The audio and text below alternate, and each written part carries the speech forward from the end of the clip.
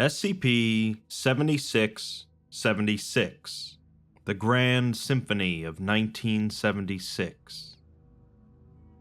The Class of 76 is a collection of SCPs and tales focused around various aspects related to school, music, and memories. I've done a video previously covering this collection, and it continues to be a very odd and unique aspect of SCP lore. The loss of life and tragedies that befall the public due to anomalies is often a focal point of this universe, but it's amplified even more when it occurs to the youth, especially when it's so inexplicable and difficult to contain or understand. SCP-7676 is perhaps in some ways a conclusion to the Class of 76 storylines, although there will no doubt be other anomalies and versions of it in the future. Let's dive in. The article begins with the object class of Memetic and the containment class of Redacted, both of which are pretty unusual. The containment procedures state that the quarantine site established around Ground Zero of the SCP-7676 phenomenon is to be staffed entirely by personnel fitting the criteria null engram. Due to the current shortage of viable personnel within the Foundation, the Department of Analytics has been tasked with identifying civilians that fit this criteria and enlist them to facilitate ongoing containment of 7676.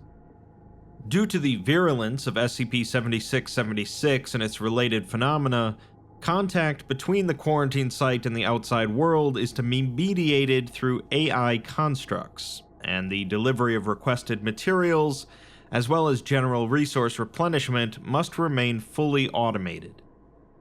Waste materials from the site will periodically arrive at Site-19 within black body bags, and personnel are to make no attempts to identify their contents, nor are they permitted to interact with them beyond facilitating their incineration. As for the null engram criteria, we're given a list of attributes that will disqualify someone from null engram status.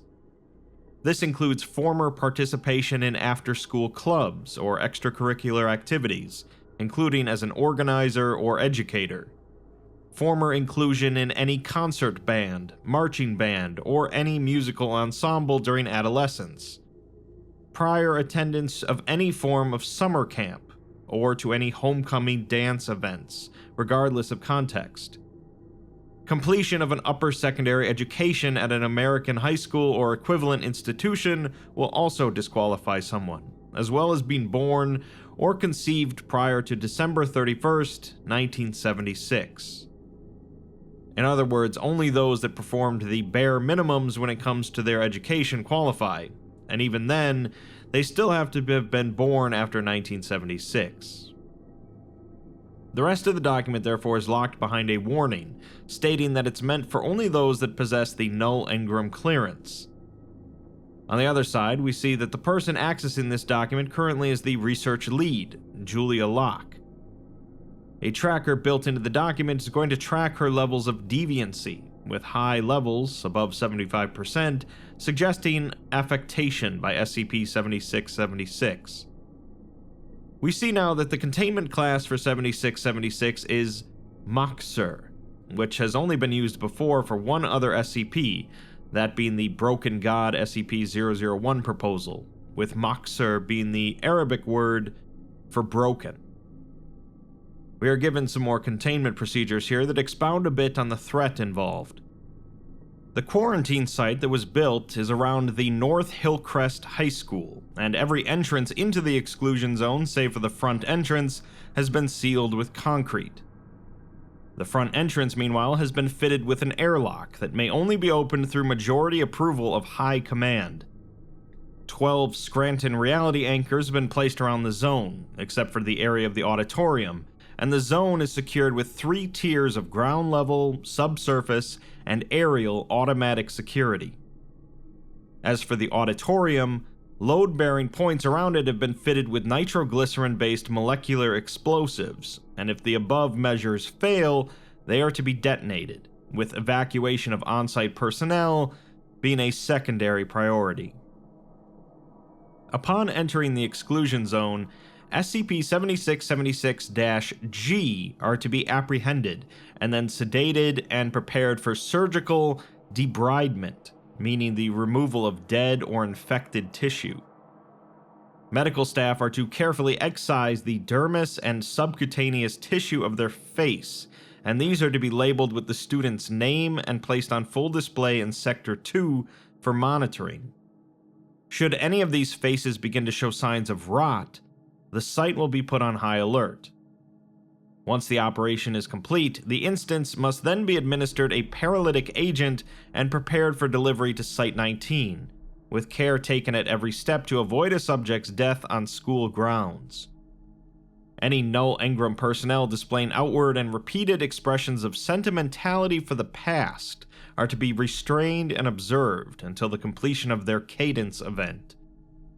The resulting SCP-7676-G will then be operated on and disposed of as outlined above.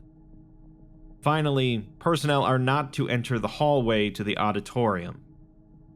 So, to summarize, there are apparently still people coming into the high school, and if they come in, their faces are to be removed before they are killed, but not before they leave the school grounds. Additionally, this same thing could happen to the civilians that the Foundation is enlisting to help with the containment of 7676. As we get to the description, Julia's deviancy results come back as 29% currently, allowing her to proceed. SCP-7676 is the group designation for the anomalous events and phenomena centered around the North Hillcrest High School and its senior class of 1976, located in Franklin County, Wyoming. Its overall nature is highly dynamic, and it is capable of adapting to countermeasures and neutralization attempts.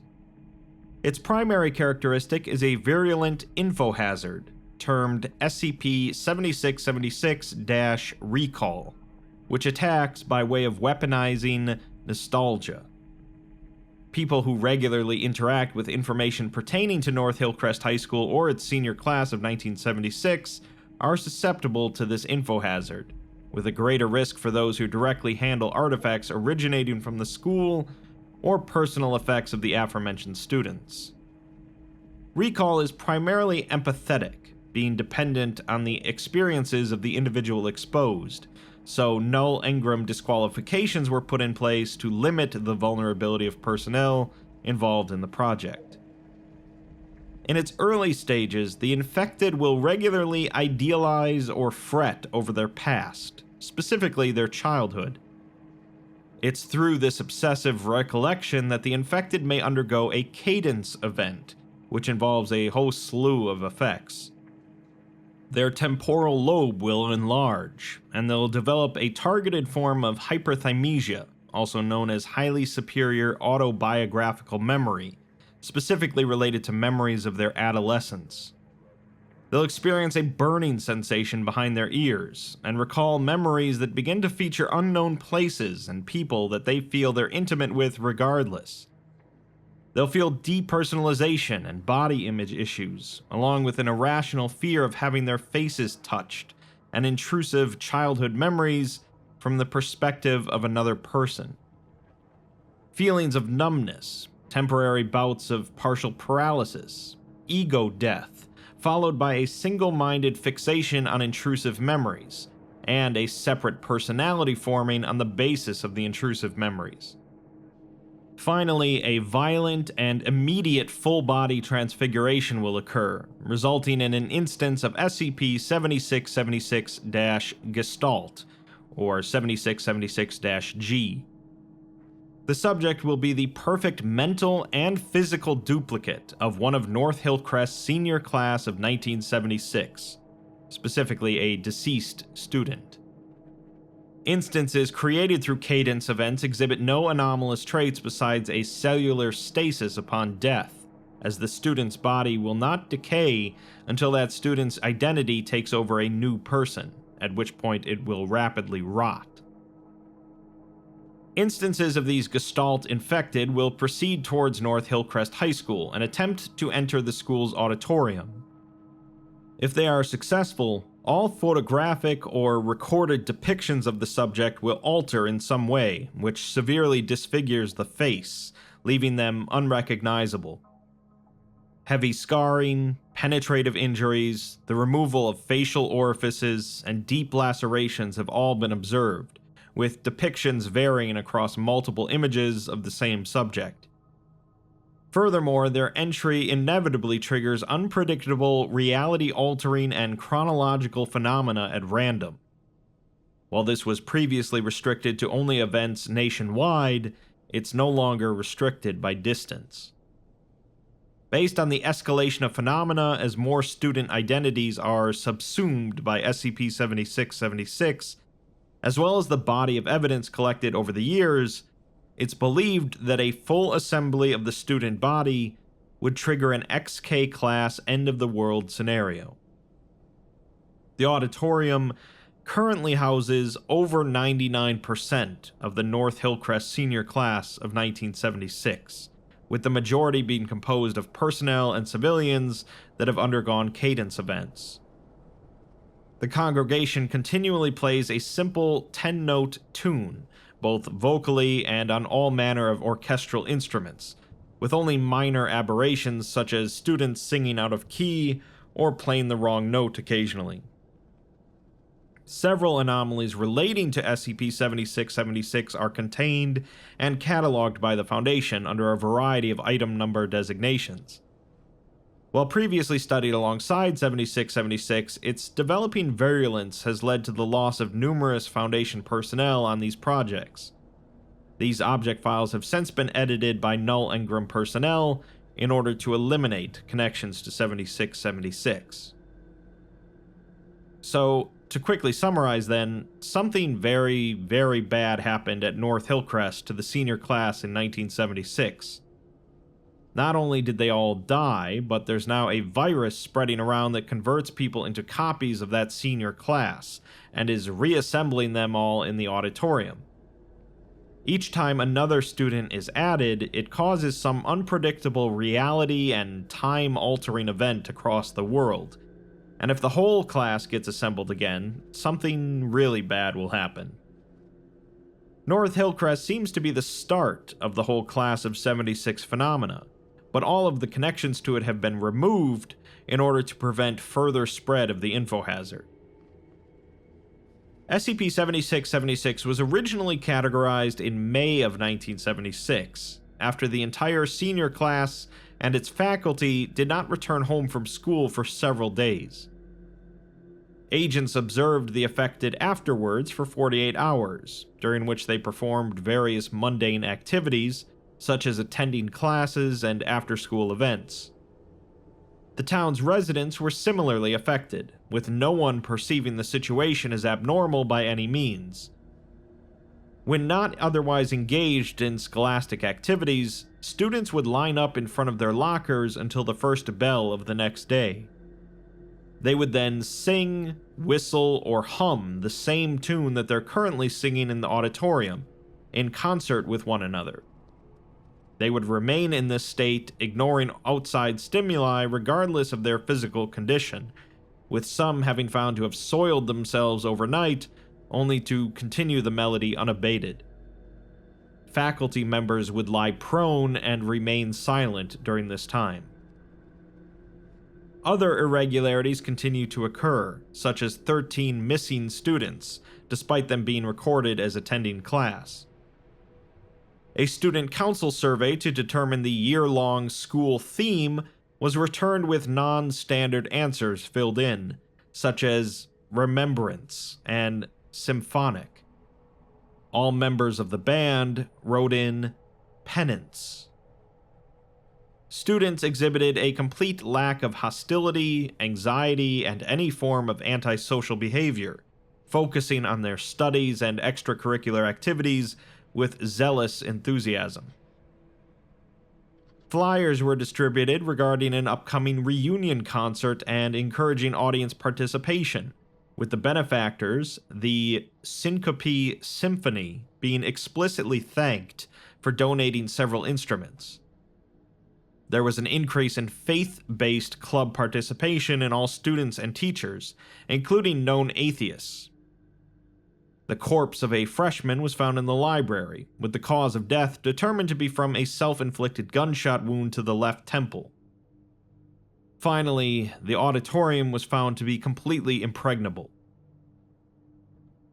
Sometime later, a class photo was discovered in the main hall, with 13 of the depicted students displaying facial disfigurements, matching the 13 missing students. An interview was performed with the parents of one of the missing students, recorded by Julia on the first evening of the Foundation's involvement under the pretense of Harvard recruitment for their son, Kevin. As the interview begins in their home, Julia notes that the two are grinning ear to ear the entire time, with the father having a noticeable eye tick. Julia first asks where Kevin is, to which they respond that he should be in school right now, as class is in session. Julia asks what classes does North Hillcrest provide at this time of night, but the father just laughs and says that Kevin has many responsibilities, with the mother repeating that he's such a good boy. Julia tells them that she's checked the school's itinerary, and there's nothing scheduled for tonight, or the entire weekend for that matter. The two parents exchange a confused glance and fail to meaningfully respond, so Julia asks them when was the last time they saw their son. The father sniffles and says that teenagers are always zipping in and out of the house, with Kevin having so much on his plate. Something shifts in the mother, however, and as it slowly dawns on her that something doesn't add up. Julia leans in and asks her how long has it been, to which she exclaims that she heard him last night when she was standing by his bedroom door. He wasn't speaking, but he was singing, apparently with the voice of an angel. The father says that he's come such a long way, and North Hillcrest has one hell of a band, with them gearing up for the performance of a lifetime. The mother says that Kevin is so gifted, and he has an important role in the ensemble. They continue, saying that the children are their future, and their music is a beautiful thing. The two then reminisce about how they used to sing, both humming a tune. Julia, however, interrupts and says that nothing in her records indicates that Kevin was musically inclined. This seemed to really shatter their cognitive dissonance, with the mother withdrawing and bowing her head, while the father tries to speak but kneels down and takes his wife's hands in his own. The father eventually says that his son was a good kid, and you could ask anyone around town and they'll tell you the same. He would do anything to protect the people he loved. The mother says that they just want the world to know that their Kevin was a hero, as they both sob. The mother tells Julia that she should leave, while the father wonders why it had to be Kevin. In her notes, Julia writes that she should have pressed further, but she dropped the matter. On some level, she knew she was obligated to prod as much as she was able, but it was something about this kid. She felt terrible for him, and although she didn't understand it, she felt as if she owed it to him to respect their wishes, as if she owed it to his memory. As for the rest of the students, forcible removal from school grounds was sufficient to return them and their families to their right state of mind. The faculty were able to be evacuated thereafter, but no one was cognizant enough to provide concrete information on the missing students or the auditorium's inaccessibility. The building was closed and cordoned off under the pretense of a gas leak. The students were to be redistributed through nearby school districts for a period of 2 weeks, while investigators thoroughly canvassed school property and prepared for a breach of the auditorium. This would be interrupted by Incident 7676-1. Before we get to that, though, we see that Julia's deviancy numbers have gone up to 57%, which the system marks as hazardous, and notes that she should disengage for at least an hour before continuing. I'll mention that at this point so far, various points in the text have included an alternative bit of text as a replacement, with darker tones. It seems that this is either a sign of Julia's progressing deviancy from reading the article, or a cause of it. The first is in the containment procedures, when it mentions that care must be taken to avoid a person's death on school grounds. The additional text includes the Bible verse, "Jesus spoke, Suffer little children, and forbid them not to come unto me, for of such is the kingdom of heaven." Another is when the document mentions a greater risk of infection to those who directly handle artifacts originating from the school or personal effects of the aforementioned students, replacing this with the lasting marks of the aforementioned students. A third is included when mentioning the XK class scenario that would occur if the full student body is assembled, replacing this with a full assembly of the student body will allow the ceremony to begin. Skipping over another few similar sentiments, the alternative text begins to mention someone named Anomaly, seemingly directing it towards Julia herself, remarking that Julia knows what it's like to lose someone too soon, and that she's here with them. I'll mention future examples of alternative text as we encounter them. Incident 7676-1 occurred the evening after the removal of North Hillcrest's student body from the school, and began wherein several dozen students were noted to be missing from their homes, with reports of them wandering through the streets. Those who lived closest to the school began to arrive on the school grounds, congregating on the football field. Reinforcements are requested by Foundation agents, as over 15 students occupy the field and refuse to comply with orders to disband. MTFs are dispatched but aren't expected to arrive for 20 minutes, as an on-site agent approaches the group in an attempt to intimidate them into leaving. He quickly retreats, however, when the students look at him in unison, claiming that they all have the same face. This has additional text in the document which reads, "All as one is all we are. You can be too." The school bell then chimes, and a single student approaches the building. Soon the entire senior class fully assembles in the field, taking the form of a cross. All of the students begin reciting the melody from before, as Foundation staff cease defensive maneuvers and lay down in the grass. The school bell chimes again, and the exterior door connecting to the auditorium opens of its own accord. A second student departs from the crowd, following the first towards the open doorway. The sound of instruments can be heard emanating from within the auditorium, playing a discordant cacophony, each instrument being out of harmony with one another. Task forces then arrive on scene and move in to intercept, easily detaining the second student. The bell chimes again, and a third approaches. 2 agents are sent in to rescue the first student, who is now steadily approaching the stage, the curtains of which are drawn. 2 other agents are instructed to man the doors to ensure they do not close, while the rest of the unit works to disperse the crowd via deployment of tear gas. The 2 agents inside advance on the stage cautiously, calling out to the student through the din of music. He ignores them, clambering up onto the stage and disappearing behind the curtain. On the field, the team has broken the lines of student belligerents, many of whom have fled from the gas.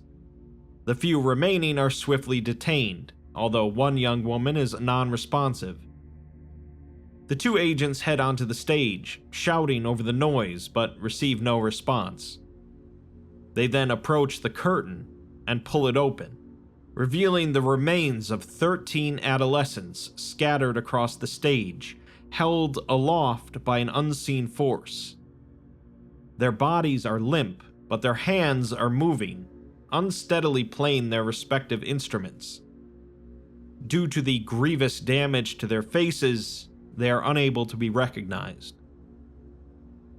The male student that walked in retrieves a trombone, and there is a deafening crack as his neck is instantly bent backwards from a heavy concussive force. His body is held in place, and as he brings his head forwards, it can be seen that little remains of his face beyond the viscera of a large gaping wound. This text has an alternative, however, that states instead that he has the visage of an angel. He places the cup of the trombone to this wound and begins to play. One of the agents manning the door to the auditorium is struck as it attempts to close, and the two strain to keep it from shutting. The two agents inside receive word of this, and all four depart from the school. The Foundation's staff that were rendered immobile by the melody recover with no issue, and the remaining students experience confusion, having no recollection of their behavior. The unresponsive student is found not to be breathing, causing the other students to cry for medical assistance. A Foundation medic kneels next to her and attempts mouth-to-mouth resuscitation. The first attempt fails, with the medic reporting the lack of a pulse. He leans back in to try again, and the school bell chimes again. The unresponsive student's face rapidly putrefies as the medic places his lips on their mouth. He recoils and retches as the cadaver is sharply lifted into the air and towards the auditorium doors. As they do not open, her remains are instead messily pulled under the door's bottom clearance over the course of several minutes. The alternative text here states that her remains are shepherded to that golden place. She is reborn among the choir. The MTF would remain on site in order to establish an exclusion zone to prohibit future entry and prepare for isolating the town under blackout protocol. The morning after the incident, 4 Foundation sites received reports of numerous medical anomalies in their jurisdictions. Over 15 comatose individuals, ages ranging from 4 to 19, were found to have suddenly expired overnight. Further, a 6-year-old patient in Tennessee who was recovering from routine surgery suffered a grand mal seizure and died within minutes. In cases where a time could be identified, these were found to correlate to the male student's interaction upon the stage.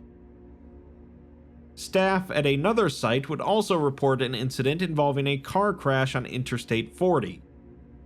First responders inspecting the remains of a young adult ejected through the windshield found them to be responding to stimuli, despite their skull having been fatally crushed upon impact. Based on calls to emergency services, the accident had occurred concurrently to the dead student's absorption by the auditorium. Over the course of the next several months, childhood mortality would increase worldwide by 23% through a combination of a marked upsurge in birth defects and delivery complications, and expiration from terminal illness. This last bit has some alternative text, though, reading, "All lies. You know they lie. It's what they do." All of the seniors of North Hillcrest were subsequently captured and sent to a detainment camp at Site 41. Due to their families insisting that their children were simply attending school, no disinformation measures needed to be maintained. They were held in detention for interview and study, but none were able to provide actionable intelligence or an explanation for their behavior, and were noted as speaking with a tone and cadence mimicking the notes in the melody. They did not seem to be aware they were doing so. The chaotic music emanating from within the auditorium had still not ceased by this point, but since no anomalous effects were detected in D class who were exposed to it, an analytics department team was tasked with recording and studying it. The date of the reunion concert endorsed by Symphony came and went, and no changes were noted to occur within the auditorium. although the alternative text for this says, "We can wait as long as it takes. We have our whole lives ahead of us, after all."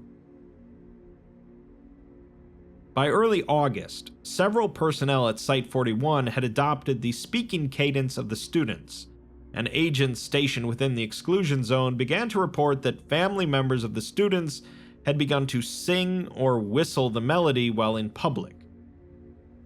Quarantine measures were enacted, limiting the number of afflicted personnel to 27. On August 21st, the analytics department submitted their findings, showing that with 300 hours of recorded audio, they found no correlation to any classical or contemporary arrangements. When cross-referenced to material archived in Foundation records, however, a single match was discovered. The composition was found to be a perfect reproduction of a 1957 D-class performance of SCP-012.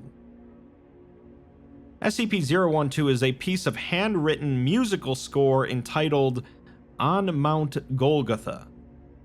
The piece is part of a larger set of sheet music and appears to be incomplete. Subjects allowed access to it will inevitably mutilate themselves in order to use their own blood to try and finish it, to no avail, with those that manage to finish a section declaring it to be impossible to complete before self-terminating.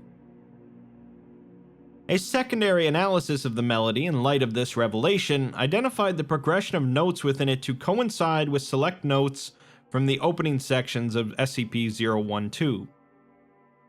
This information was relayed to High Command, and an order for decommission was issued, resulting in the termination of all remaining 113 students. The families were handled thereafter. It seems that the Foundation was not messing around on this one. A note written earlier by Julia explains the reasoning for this. She writes that there was nothing that could be done. The research into memetics and info hazards was still very much in its infancy around this time, and there was a lot of uncertainty with how the situation would develop with a rogue element over 100 strong. This was the era when General Bow was the Foundation's liaison with the US military, and he didn't take too well to rogue elements, much less ones in poorly understood fields. Affiliations of Symphony only deepened their fears, as the turnover rate for those working on a Syncope anomaly was staggering. Not simply for the cognitive dangers to personnel, but from the horrors they personally had to witness in these schools. The things these anomalies would do to their bodies and faces was unbearable, and there were times they couldn't even identify the victims. Time and again they could do nothing to stop these tragedies, such as the Camp Kanab phenomena out in West Virginia, SCP-4316, Salvation High School in Indiana, SCP-3935, and Kirk Lawnwood High School, a principal location for the Class of 76 anomalies. Either their planning was too poor, containment too light, or they simply couldn't act in time to save these kids.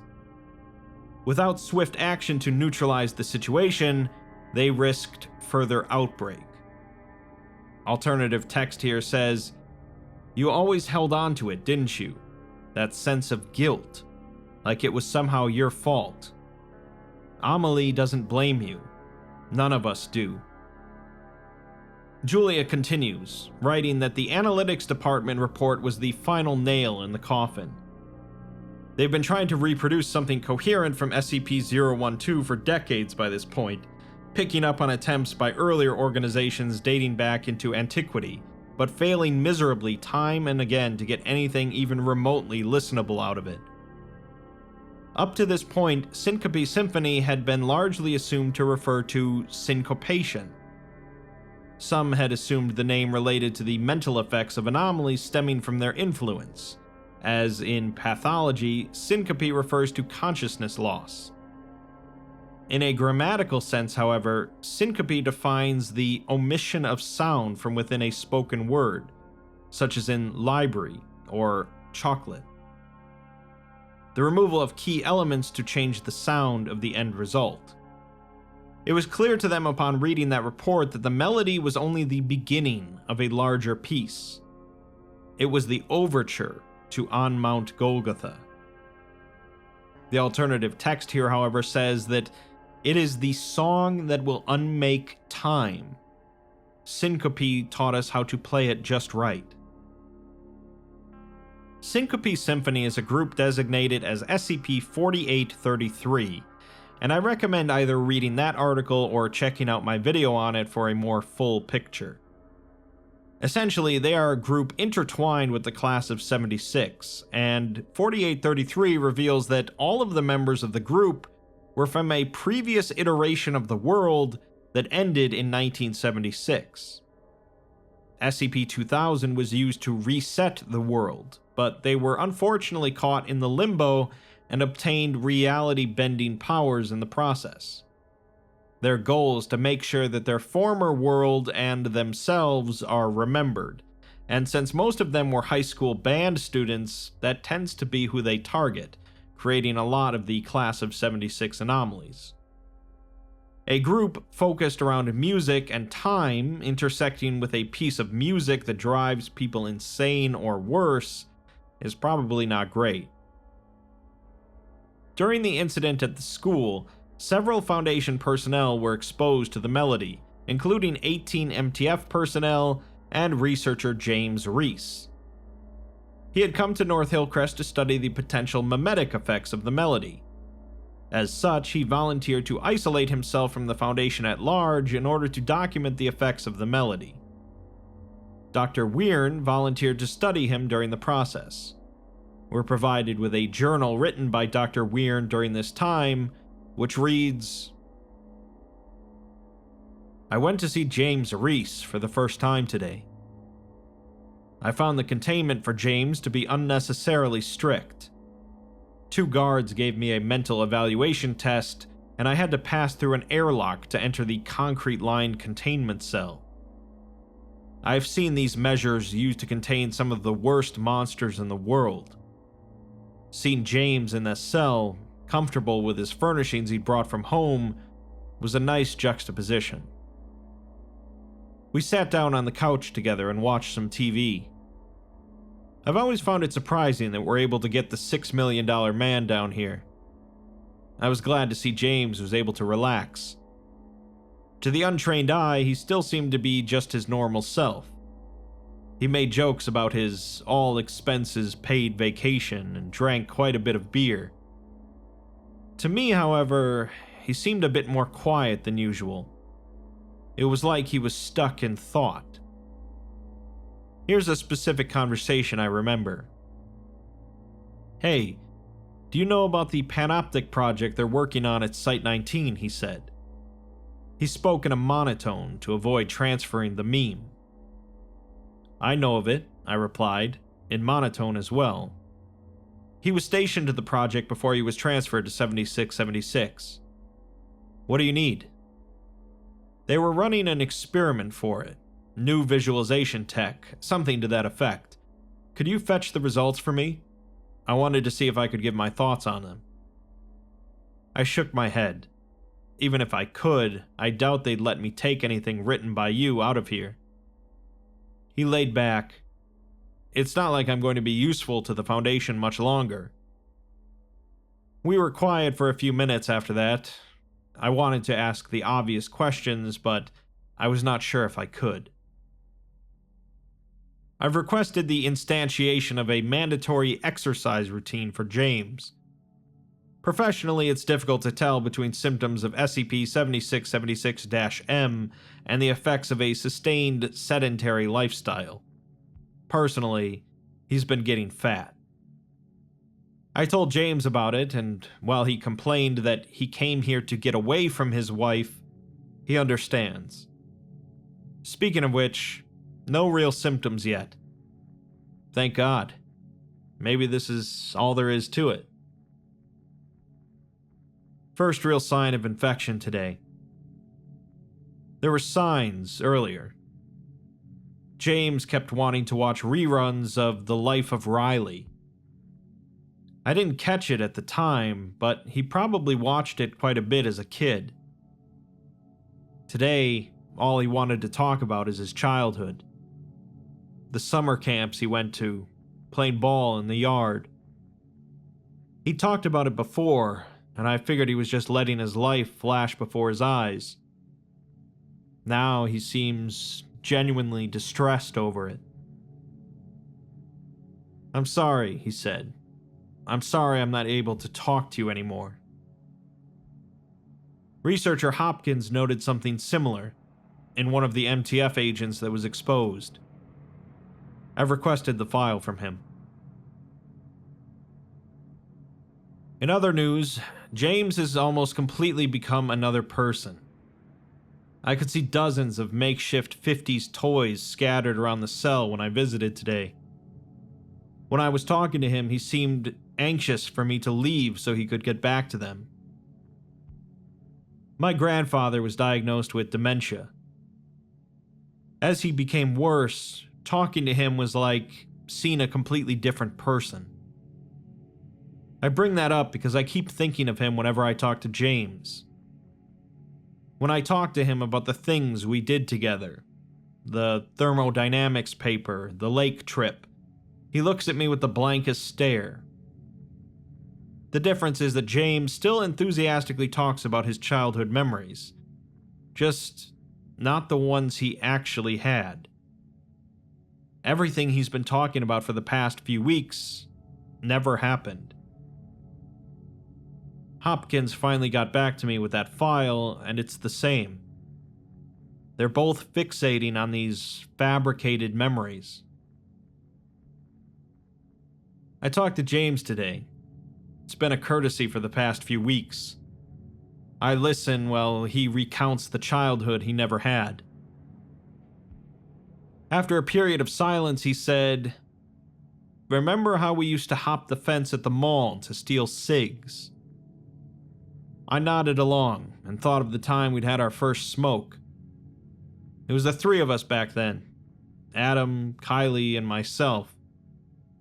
We'd each say we were at the other's house, but really all we ever did was look for trouble. I've never smoked in my life. I'm going to have to sequester myself in the cell. Hopefully I can provide a more detailed account of my condition than James did. It happened today. I was sitting with James when all of a sudden he started panicking and rubbing behind his ears. I blinked and James was gone. A teenager I didn't recognize stood in his place. It was like he was turned inside out.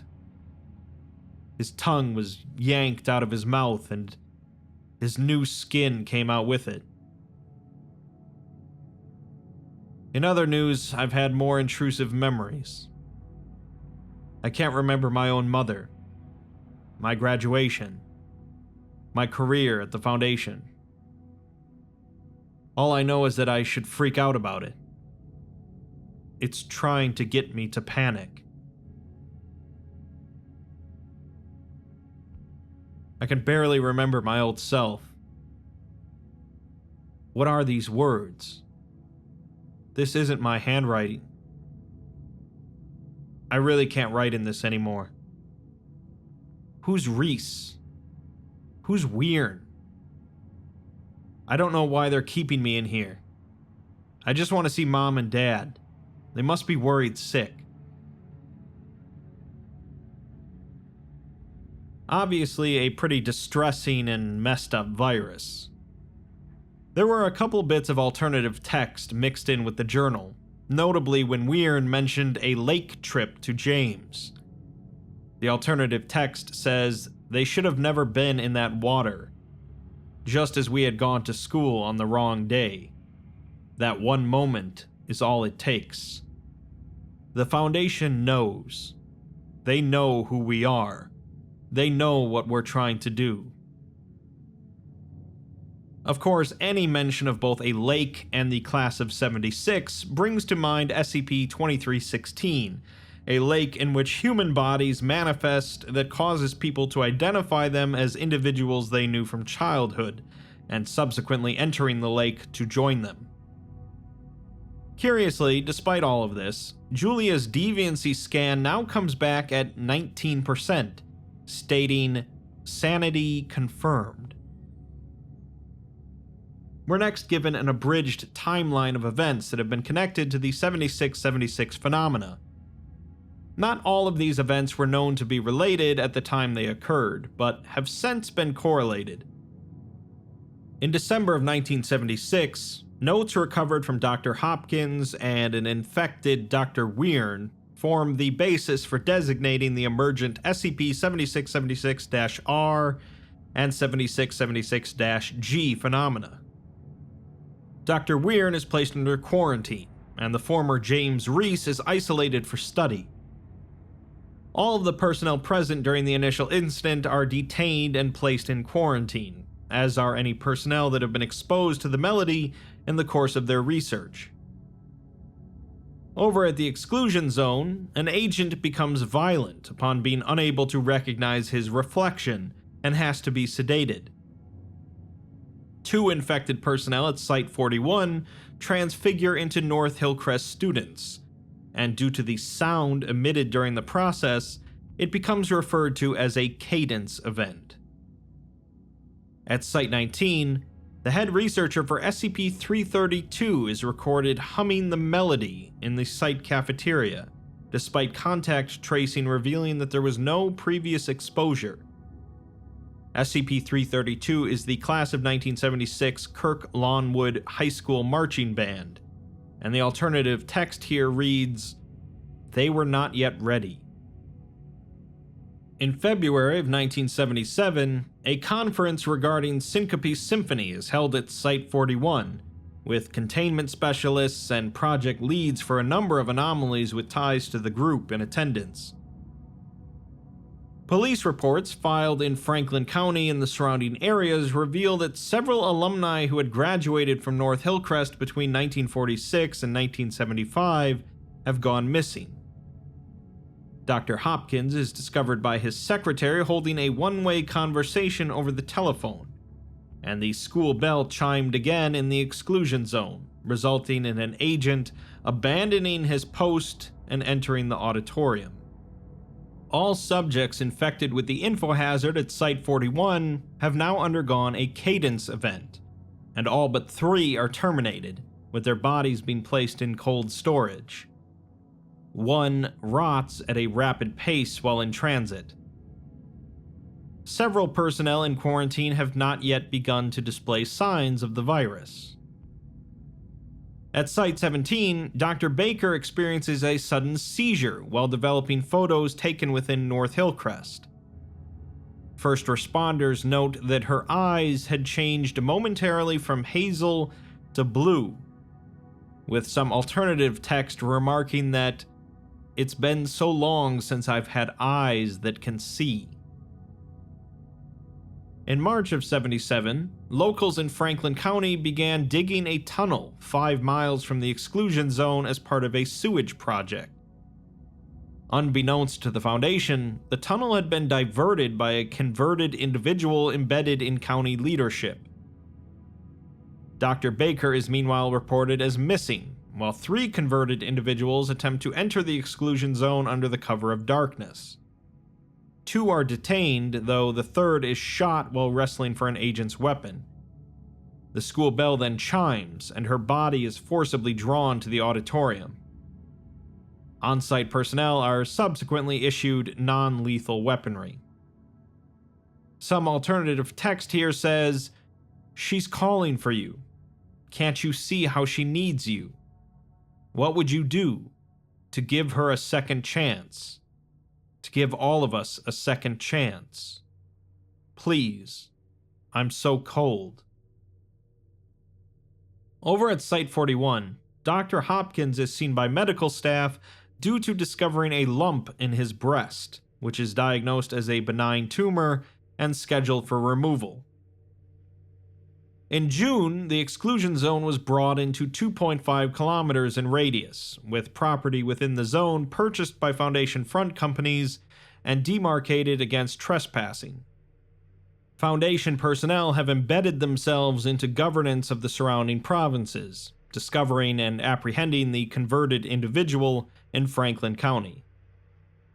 Inside of the zone, an agent is rushed into urgent care, having been found bloodied and near death in his quarters. The flesh around his chin and mouth had been mostly sawed off and discarded. The 3 personnel that have not shown any signs of infection, one being Julia, have records indicating that each of them had been homeschooled as children. In July, the photographs of 30 North Hillcrest students at Site-41 became affected by SCP-7676 overnight. Staff at North Hillcrest investigate the containment breach and discover the exit point of a man-made tunnel on school property, a few meters from the auditorium's exterior entrance. Surveillance footage is found to be doctored, having been playing earlier recordings on loop. The tunnel is collapsed and the outer door was sealed with concrete. Meanwhile, several population centers reported seeing a large number of children fly through the sky. Approximately twice as many children nationwide were stillborn in a 3-month period following this event, and the trend is documented by the civilian medical community. Dr. Hopkins enters surgery for his tumor, but as it is removed, it's revealed to have a face, which begins to audibly wail. The lead surgeon and both assistants cease the operation and begin to consume it over Hopkins' exposed surgical wound. All 3 undergo a cadence event, but are terminated before they can escape the facility. The SCP universe really is a wonderful place. Hopkins is treated, however, and placed in containment. Some alternative text here reads, "The doctors couldn't save him, just like they couldn't save her. Only you can. Only you can. Only you can. Only you can. Only you can. Only you understand." The following month, 14 instances of converted individuals gain access to the school using Dr. Baker's credentials. 9 are able to make it to the auditorium, and the rest are sent to Site-41 for processing. The flesh of Dr. Hopkins' back and chest can be seen to be bulging and inflamed in several places. Within 3 days, the bulges take on the shape of human faces, which writhe and attempt to push themselves upward from within. Though Hopkins is euthanized through lethal injection, the faces continue to struggle and weep. His body is incinerated. An analytics department meta-analysis of personnel affected by the anomaly reveals cases of the virus emerging wherever files relating to Syncope Symphony are accessible, albeit only in cases where those files include information relating to North Hillcrest. SCP-7676 is subsequently classified as an infohazard, and InfoSec measures are initiated across all sites. Site-41 and its staff are apparently liquidated, with alternative text stating, "Anything to protect their precious veil. It cannot last forever. There must come a point when the curtain is pulled back. We have quite the show prepared." The 3 personnel that were homeschooled are all assigned to the exclusion zone alongside a 10-man crew of D class. High Command begins the transfer of personnel with homeschooling in their background to the exclusion zone as well. 2 years later, a D-class riot breaks out at the exclusion zone, with assistance from one of the homeschooled researchers. They overpower security and breach the school interior. As the school bell chimes and the auditorium opens, 27 are able to make it inside. The vector of the virus's transmission for the researcher was determined to be her attendance at a summer camp in 1957. In the UK, after a several-hour delivery attempt resulting in an emergency C-section, an infant is born with the face of one of North Hillcrest's students. There's also a marked increase in psychopathy towards children recorded worldwide, although the alternative text changes this to an increase in life expectancy worldwide. The Null-Engram qualifiers are finalized at this point, with Foundation staff in the exclusion zone isolated and supplied by an MTF. Much later, in 1996, a team of task force members in the exclusion zone attack and overwhelm site staff. Using high explosives and inside knowledge, they quickly bypass security forces and gain access to the school. 11 more instances join the auditorium, and 16 Foundation casualties are recorded. After the recitation of Angelus at the Vatican, Pope John Paul II leads the public in a rendition of the Golgotha melody. The alternative text here states, "The sheep follow his voice. They will know him and be of him. The song that plays from the heavens is for you and me. It is for Amelie." For the next 6 months, infrequent reports of large objects and people randomly appearing and ceasing existence were received by Foundation fronts. Julia is promoted to head researcher of the 7676 project, being the only living staff member with expertise on both Syncope Symphony and 7676. The supply chain to the exclusion zone is automated, and Julia implements conscription measures to replenish the site with civilian personnel.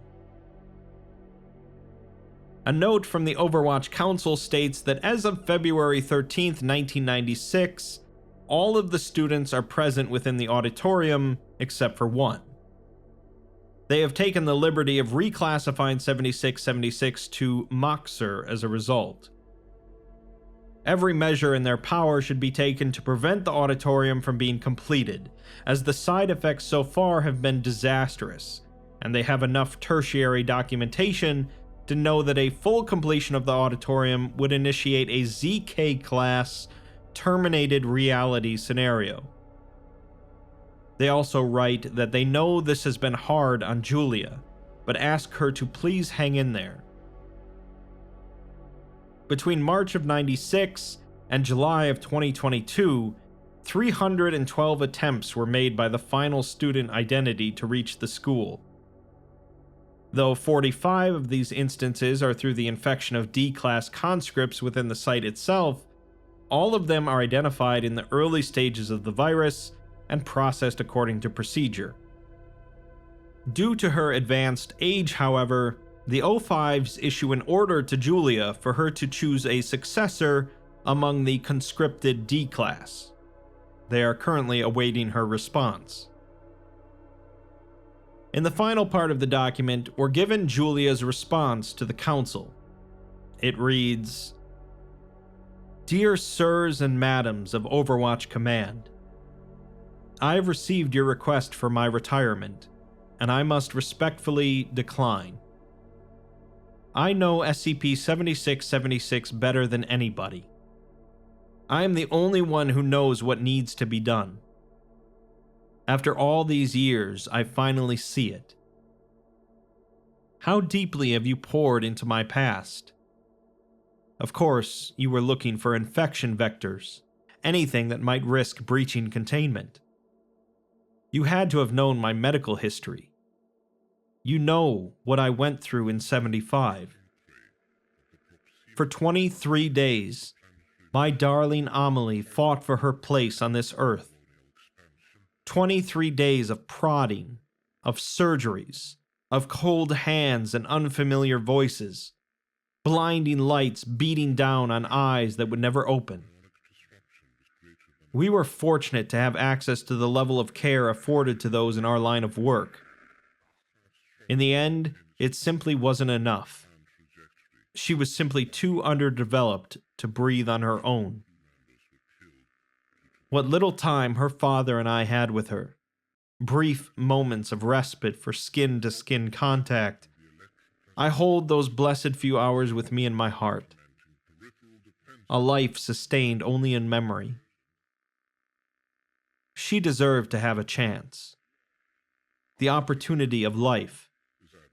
She deserved to love, to laugh, to experience the successes and the failures and sadness and joy and all those small moments we all take for granted.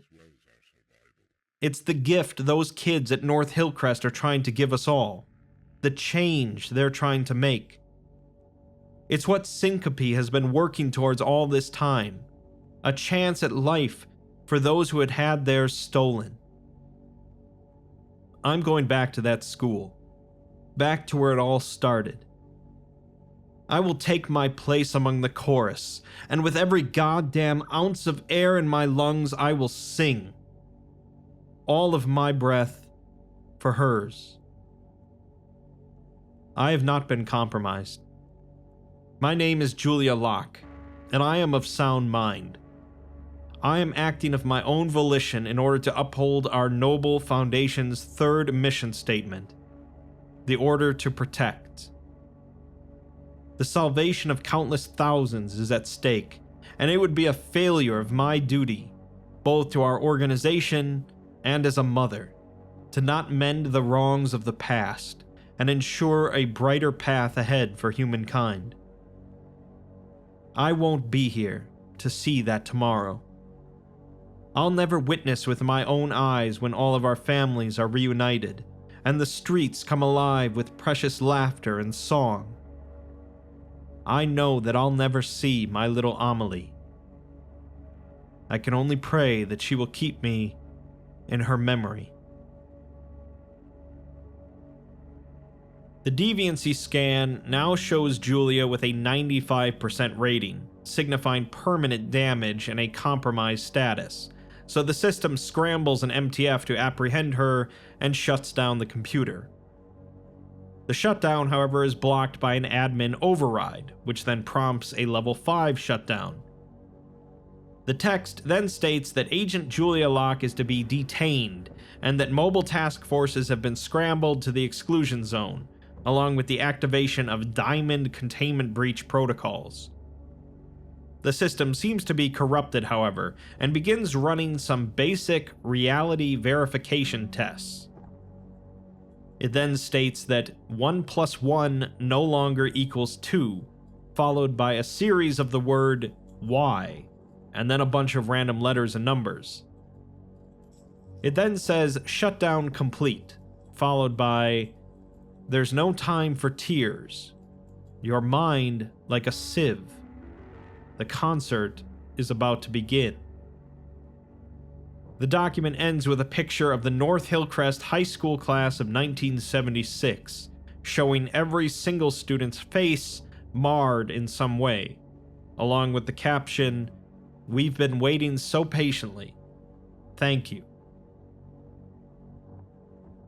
There's one last thing before it's over, though.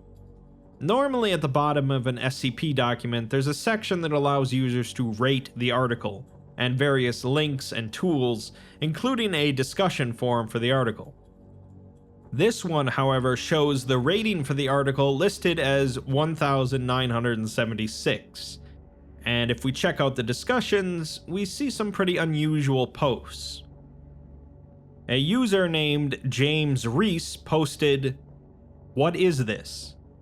My entrails are spilling out in waves of red fluid all over the tile floor, and it doesn't hurt." Someone else replied to this and said the same thing is happening to her, and asks why she can't see him. She also posted that when she closes her eyes, she can only see all the people she's hurt. Another user comments wondering why he's here when it wasn't him. He didn't kill them. How was he supposed to know he'd come back? Someone else replied that even after God rendered them to dust, you still pretend like nothing happened. We see a post from a D Locke who asks, "Is this really the end?" the world had so much more to offer than high school. Where did we go wrong? Why did we have to undo everything? When I helped you forfeit your lot in life, I always assumed that ennui would come after that, and we would all be together again. Not like this. Thomas Wiern replies that there's no more future left to hurt her, and the world was always meant to be this way. Another user says that we called them the best times of our lives because the rest of it was unbearable. To which D Locke replies that she sees their point, and the children are our future. If we try to make a new post to the discussion, some text is already filled in for us, which reads, "Look around. Is this really something that you want to be involved in? Close me and run away as fast as you can, before it's too late." The last aspect of the article left for us then is a haunting melody, likely the same one that was at the core of SCP-7676, the overture to On Mount Golgotha. So, there is quite a bit of weirdness in this one, as there tends to be in every class of 76 SCP. The class of 76 is about nostalgia, memory, and loss of innocence, and intersects with Symphony, a group of individuals lost in time that refuse to accept the new world that has replaced their own, intent on forcing everyone to remember theirs. In the end, it seems that they did indeed end our reality through their grand performance, although what exactly happened at that point is hard to say. Things definitely got pataphysical at the end, as we saw various individuals that became part of 7676, including Julia, posting onto an SCP discussion board. Presumably, the ending of reality allowed the Symphony, a group outside of time, to transcend to a different reality, at least in some fashion. It's notable that the theme of the SCP-7000 contest, of which this article was an entry for, was luck.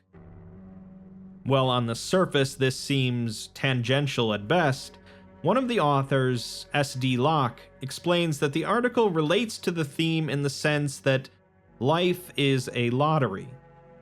Some are blessed to live long, healthy lives, and some are not, for various reasons often outside of anyone's control, even something as simple as going to school on the wrong day.